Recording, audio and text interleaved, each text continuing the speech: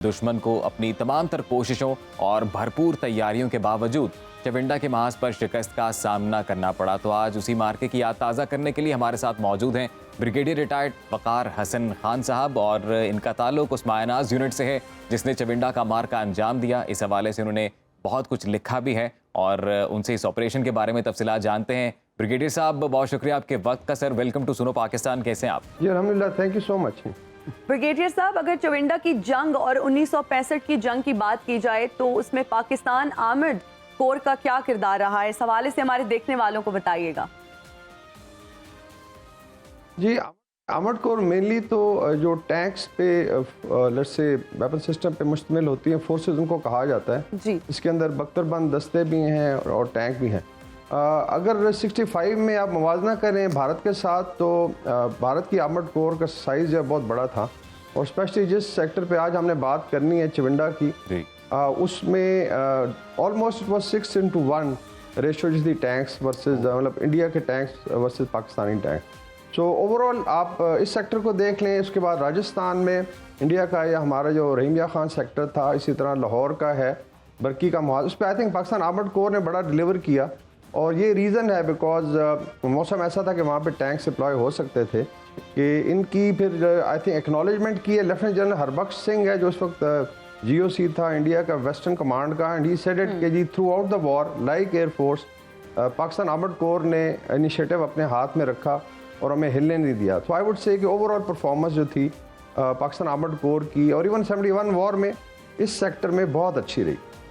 Brigadier साहब, आपने हमारे साथ ही मौजूद रहना है सर। ये चविंडा जंग के जो और भी कुछ दिलचस्प फैक्ट्स हैं वो हम चाहेंगे कि वो अपने नाजरीन तक पहुंचाएं। सर, चविंडा के बारे में हम बात कर रहे थे तो ये जानना चाहते हैं कि जो एक दस्ता तैयार हुआ फना फी अल्लाह के नाम से, उस बारे में कुछ मालूमात अगर आप शेयर करना चाहें, क्योंकि मेरे लिए भी वो एक बड़ी दिलचस्प कहानी है कि किस कदर जो जज्बा था वो लोगों में पाया गया उस वक्त। इसमें एक्चुअली इन्फेंट्री और जो आर्मर के ऑपरेशंस थे जो मैंने जिक्र किया, इसमें भारत की जो फोर्स थी उसकी तादाद डेफिनेटली ज़्यादा थी। और ये जो रावी और चनाब के दरमियान, इसको बेसिकली रचना द्वाब कहते हैं, इसके दरमियान काफ़ी सारी स्पेस है, तकरीबन 150 किलोमीटर फ्रंट है जिस पे लड़ाई की जा सकती है इस सीज़न में। तो इट वाज वेरी डिफ़िकल्ट। तो आई थिंक ये जो लेजेंड है इसमें दो तरह की चीज़ें हैं। एक तो इन्फेंट्री के हमारे ट्रुप्स थे जिन्होंने आई वुड से कि जो लेजेंड है बेसिकली कि अल्लाह की राह में दुश्मन के टैंकों का उस तरीके से मुकाबला किया with short range weapon systems, और बाद में उसका लेजेंड ही बना कि जैसे बम बांध के नीचे लेट जाते हैं। और दूसरा जो आई थिंक था रोल था was of 25th cavalry man of steel, जो मेरी अपनी रेजिमेंट भी है, और उसका भी अगर आप बैटल अकाउंट देखें तो इट इज़ ऑलमोस्ट सिमिलर कि इस लेट से अगर आप सामने एक टैंक के सामने 10 टैंक हैं तो ये ऑलमोस्ट ऐसे ही है कि आप अल्लाह की राह में बस चल पड़े और आपने इसको फाइट करना है डिस्पाइट हैवी ऑड्स। तो आई थिंक इन दोनों लेजेंड्स का अगर मुआवजा किया जाए तो बड़ी सिमिलरिटी है, चाहे वो इन्फेंट्री थी या हमारी आर्मर्ड कोर थी। और आई थिंक जो 25 कैवलरी का एक्शन है, इसमें मुझे टाइम दें उस पर ज़रा डिटेल में हम बात करें। जी ब्रिगेडियर साहब, हम ये भी जानना चाहते हैं कि 25 कैवलरी को मैन ऑफ स्टील क्यों कहा जाता है? जी एग्जैक्टली। अभी इसमें जो चविंडा का मुहाज है वहाँ पे जो भारत की फोर्सेस आई थी पूरी एक कोर थी, और अगर उसका देखा है जो सबसे लीडिंग हरावल दस्ता था उसका फर्स्ट आर्मर्ड डिवीजन था, और डिवीजन में और उसको फ़ख्र हिंद कहते हैं, उसका टाइटल है, भारत ने उसको फ़ख्र हिंद का टाइटल दिया हुआ है। तो और जो आर्मी चीफ था जनरल चौधरी की अपनी यूनिट उसमें डाली गई 16th कैवलरी, इसी तरीके से एक 17th पुना हॉर्स थी, बड़ी फेमस यूनिट। तो भारत बड़े ज़ोर से आया था कि जी हमने जाके गुजरांवाला तक GT रोड को काटना है, और उस वक्त साफ है क्योंकि तादाद कम, सबसे पहले 25 कैवलरी मैन ऑफ स्टील को रश किया गया, और इन्होंने ना सिर्फ उसको रोका बल्कि इसके अंदर बड़े बड़े लेजेंड हैं। और एक स्टेज पे एक्चुअली अगर आप मैप्स में देखें तो 8 से लेके कोई 14 सितंबर तक ये लड़ाई रही कि इसने चेज़ भी किया, और सारी दुनिया हैरान थी कि एक रेजिमेंट जो है आगे ऑलमोस्ट 200-250 टैंकों का कैसे मुकाबला कर रही है।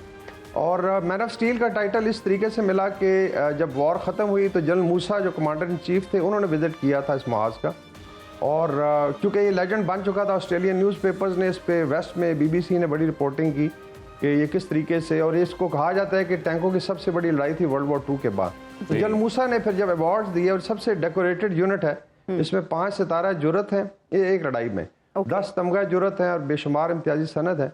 वाह। और इस वहाँ पे फिर जनरल मूसा ने इसको मैन ऑफ स्टील का टाइटल दिया, जो बाद में हमारे आर्मर्ड डिवीजन का भी टाइटल रहा, लेकिन एक्सक्लूसिवली 25 कैवेलरी को इस वजह से मैन ऑफ स्टील का एजाज दिया गया। ठीक है ब्रिगेडियर साहब, हम ये भी जानना चाहते हैं कि लेफ्टिनेंट कर्नल निसार काका और नायब रिसालदार खालिक का क्या किरदार था?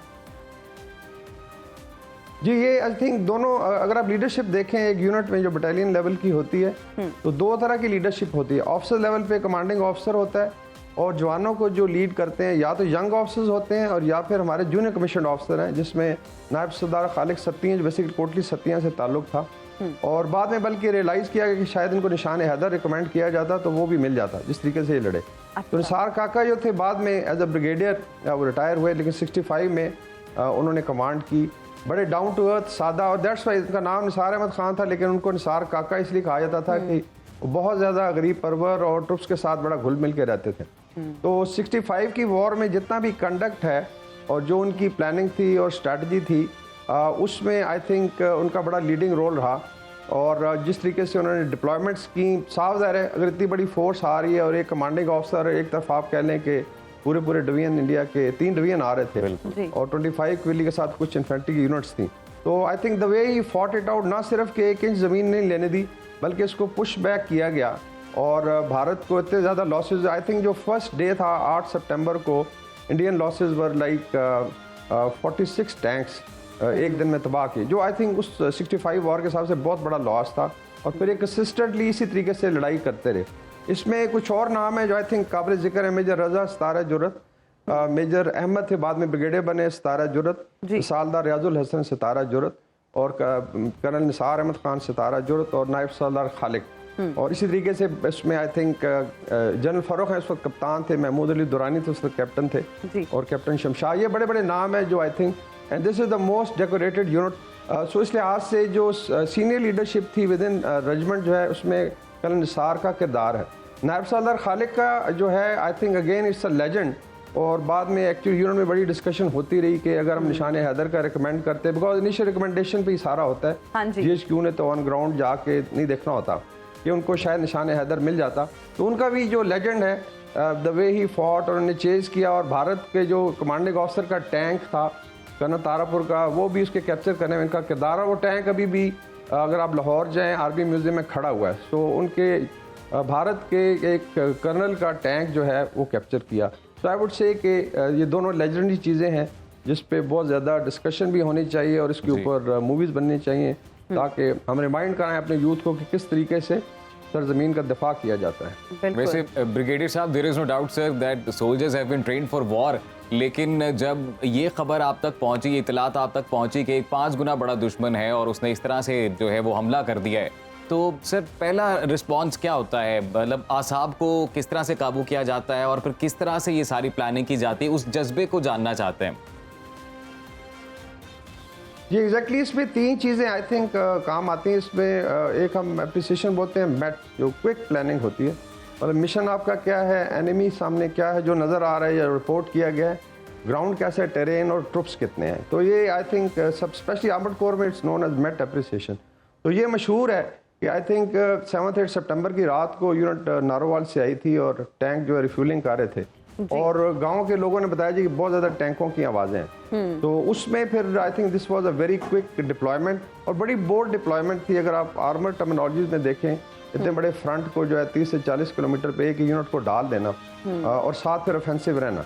तो आई थिंक एक तो ये था कि इन टर्म्स ऑफ विल और जो अपने नर्व्स को कूल रखना, ये आई थिंक कर्नल निसार का बहुत बड़ा आई वुड से तुरा इम्तियाज था। फिर आ जाती है आपकी स्पिरिट है कि ईमान का जज्बा कितना है। हमारे काफ़ी JCO साहिबान, हमारे सरदार साहिबान, और जो मेरे भी इंस्ट्रक्टर है बाद में, और हम सुनते थे उनसे स्टोरीज, तो वो बताते हैं जी कितना जज्बा था कि हम समझते थे कि शायद फ्रंट से टैंक जो है हमारा तबाह ही नहीं हो सकता, क्योंकि फर्स्ट डे इतना अल्लाह ताला ने कामयाबी दी कि बिल्कुल जान की परवाह नहीं की गई।